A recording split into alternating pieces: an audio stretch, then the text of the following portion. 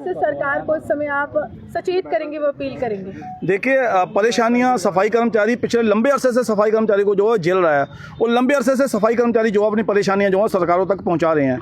सबसे बड़ी परेशानी ये है कि पिछले लंबे समय से जो हमारे सफाई कर्मचारी अर्बन लोकल बॉडीज़ में काम कर रहे हैं, जो 7 साल कवर कर चुके हैं, उनको परमानेंट नहीं किया जा रहा है। हम सरकार से यही उम्मीद रखते हैं कि सरकार जल्द से जल्द उनके लिए कोई पॉलिसी बना करके उनको जो है परमानेंट किया जाए। उसके साथ साथ जो कॉन्ट्रैक्ट बेस पर ठेकेदारी प्रथा पर हमारे सफाई कर्मचारी को लगाया गया है, पिछले 2005 से लेकर और आज 2025 शुरू हो चुका है, अभी तक हमारे सफाई कर्मचारी जो है कॉन्ट्रैक्ट बेस पर काम कर रहे हैं। उसके साथ साथ SRO 43 के केस, हमारे काफ़ी लंबे अरसे से SRO 43 के केसेस जो है पेंडिंग पड़े हुए हैं। हम चाहते हैं कि वो SRO 43 के केसेस जो है वो जल्द से जल्द बहाल करके सफाई कर्मचारियों की स्ट्रेंथ जो है बढ़ाई जा सके, ताकि सफाई कर्मचारी की स्ट्रेंथ बढ़े और जम्मू कश्मीर जो है वो नंबर 1 आने में जो है वो आगे आए।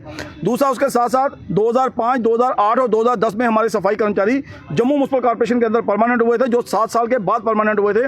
कोई 12 साल के बाद, कोई 13 साल के बाद, कोई 14 साल के बाद परमानेंट हुआ था। उनका एरियल बकाया अभी तक नहीं मिला है। हम चाहते हैं कि वो सभी को जो है एरियल दिया जाए।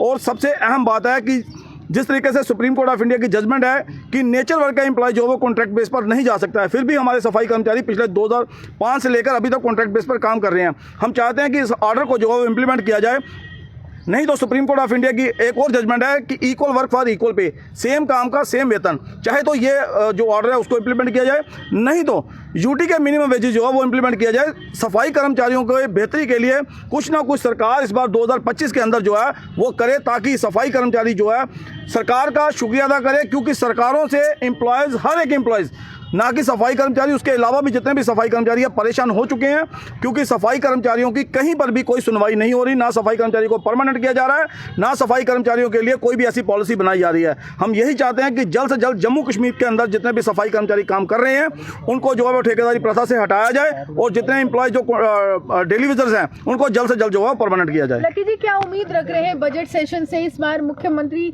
7 तारीख को बजट पेश करने वाले हैं जम्मू कश्मीर का। देखिए, हमें तो बड़ी सारी उम्मीदें थी, पहले भी सरकार के आने पर भी हमें उम्मीदें थी कि सरकार जैसे ही आएगी एम्प्लॉय के बारे में कुछ ना कुछ जो एक्शन है वो लिया जाएगा। लेकिन सरकार आज बहुत ही ठंडे स्वभाव के साथ बैठी हुई है। हमारे CM साहब भी जो है वो बड़े ही ठंडे स्वभाव के साथ बैठे हुए हैं कि जो वादे आप लोगों ने नेता बनने से पहले लोगों के साथ किए थे, आज वो वादे जो है वो पूरे क्यों नहीं किए जा रहे।